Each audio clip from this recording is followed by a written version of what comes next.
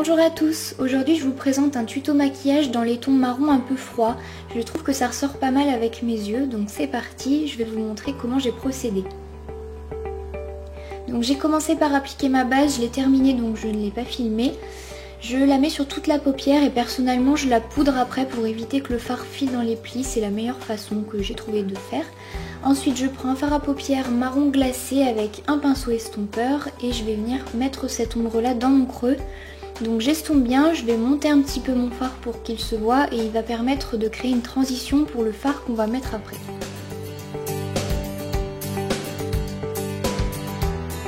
J'en rajoute un peu si nécessaire, là c'est comme vous préférez, moi j'aime bien quand ça se voit quand même que c'est intense, sans avoir de démarcation non plus. Donc voilà moi ce que je voulais obtenir. Donc ensuite j'ai pris cette ombre à paupières en stick de chez Kiko, elle est très jolie, c'est une sorte de marron glacé. Elle est pleine de paillettes, ça s'applique très facilement, comme vous pouvez le voir c'est très pigmenté. Moi personnellement j'en mets un petit peu au centre et après je l'estompe avec mon doigt.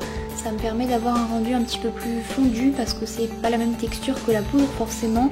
Donc c'est moins évident à appliquer et je trouve qu'au pinceau c'est pas forcément facile non plus.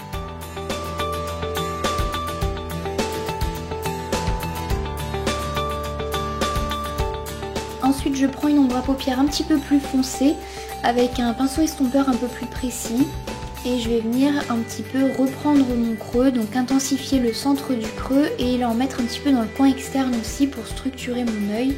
Donc là c'est les mêmes étapes, il faut remettre du fard dans le creux, réestomper.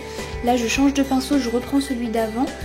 Je l'ai nettoyé aussi au préalable pour éviter d'avoir du fard précédent et j'estompe pour avoir ce résultat là.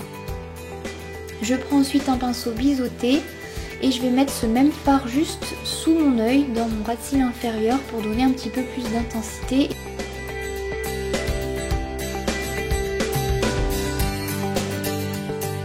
Je prends ensuite un fard blanc cassé et un pinceau boule et je vais venir illuminer mon coin interne.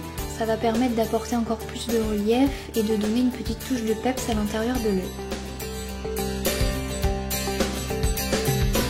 Ensuite je prends un fard noir mat et je vais prendre un pinceau plat, c'est celui que j'utilise habituellement, et je vais venir rajouter un petit trait en ras de cils assez fumé quand même, assez fondu. Je veux juste rajouter un peu d'intensité pour donner l'illusion que mon regard est plus intense et que mes cils sont plus fournis.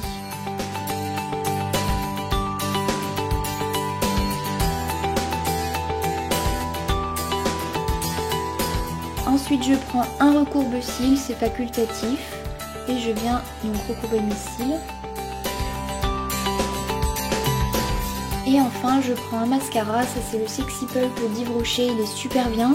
En tout cas moi je trouve qu'il me donne beaucoup de volume sur mes cils fins. Donc j'en mets deux couches, en haut et en bas.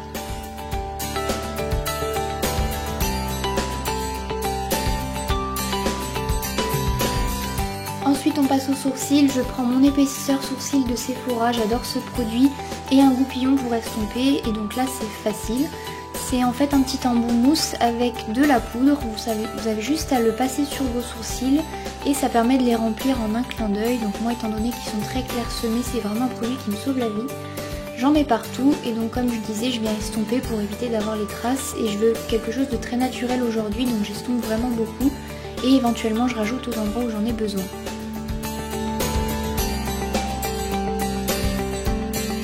Voilà le résultat des deux yeux.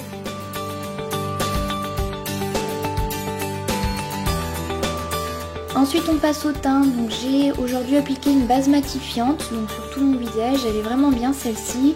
Attention par contre à bien en mettre partout pour éviter que ça fasse des paquets.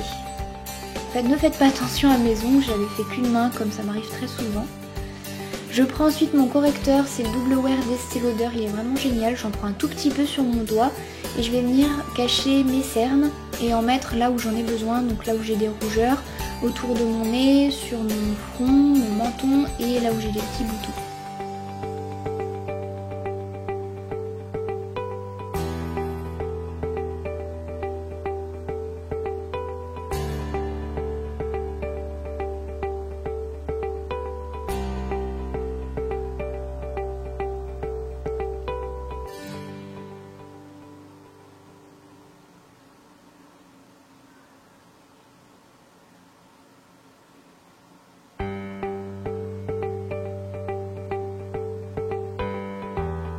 Ensuite je viens prendre mon fond de teint poudre, c'est toujours le même, je l'adore, il est vraiment super bien. Et donc avec une houppette, je vais venir en appliquer partout là où j'ai mis du correcteur, même partout sur mon visage d'ailleurs, pour pouvoir un petit peu unifier tout ça et surtout fixer mon correcteur pour éviter qu'il me file dans les plis au cours de la journée. Ensuite je prends un blush, un petit pêche comme ça tout doux, avec un pinceau kabuki et je vais venir l'appliquer sur mes pommettes pour rehausser un petit peu tout ça. Ensuite je prends un rouge velouté sans transfert de Sephora, ça c'est un ancien, je n'ai pas le numéro sous les yeux, je vous le mettrai dans la barre d'infos.